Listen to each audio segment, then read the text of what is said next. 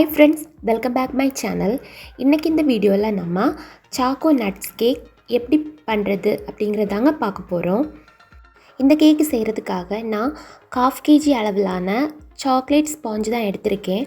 Chocolate sponge எப்படி செய்யணும் அப்படிங்கிற வீடியோ ஆல்ரெடி நான் அப்லோட் பண்ணியிருக்கேன். அதோட லிங்க் வந்து டிஸ்கிரிப்ஷனில் தரேன், தேவைப்பட்டுச்சுன்னா செக் பண்ணி பார்த்துக்கோங்க.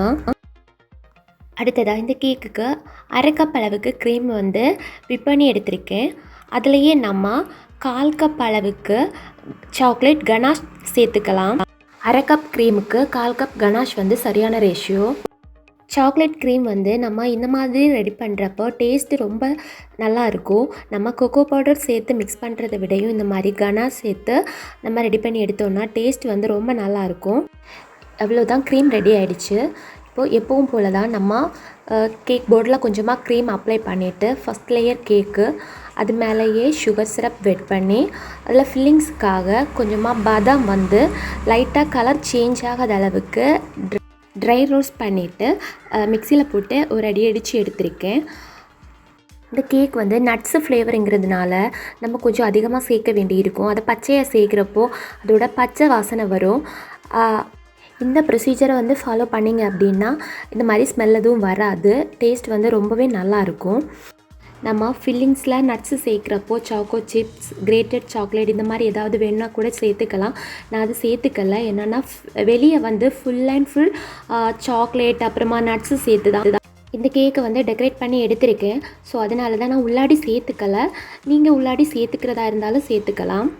இப்போ இந்த கேக்கை அழகாக க்ரம் கோட் பண்ணிவிட்டு நம்ம ஒரு 10 நிமிஷத்துக்கு மட்டும் ஃப்ரிட்ஜில் வச்சு எடுத்துக்கலாம். நம்ம நார்மல் விப்பிங் க்ரீம் யூஸ் பண்ணுற கேக்கை விடையுமே இந்த கனாஷ் யூஸ் பண்ணிக்கிறதுனால ரொம்பவே சீக்கிரமாக வந்து நமக்கு செட்டாகி கிடைக்கும். ஒர்க் பண்ணுறதுக்கும் ரொம்ப ஈஸியாக இருக்கும். க்ரம் கோட் பண்ணிவிட்டு போர்டை வந்து நல்லா க்ளீன் பண்ணதுக்கு அப்புறமா தான் நம்ம ஃப்ரிட்ஜில் வைக்கணும். இல்லைன்னா அப்புறமா வந்து அதை க்ளீன் பண்ணுறதுக்கு கொஞ்சம் கஷ்டமாக இருக்கும். இப்போ நம்ம செகண்ட் கோட் க்ரீம் அப்ளை பண்ணி ஐசிங் பண்ணி எடுத்துடலாம்.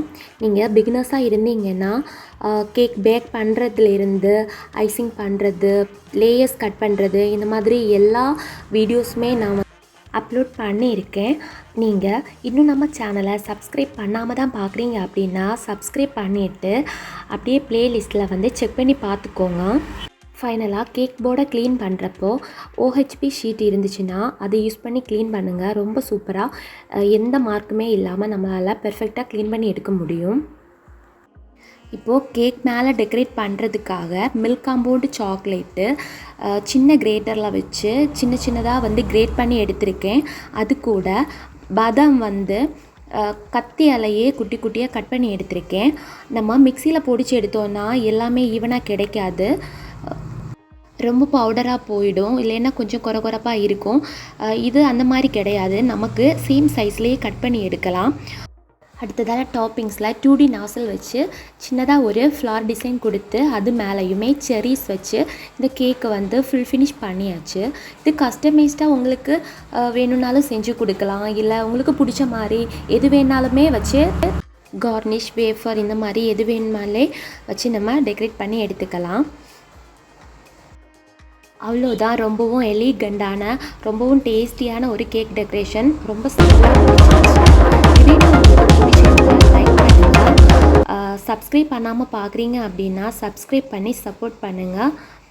தேங்க்யூ.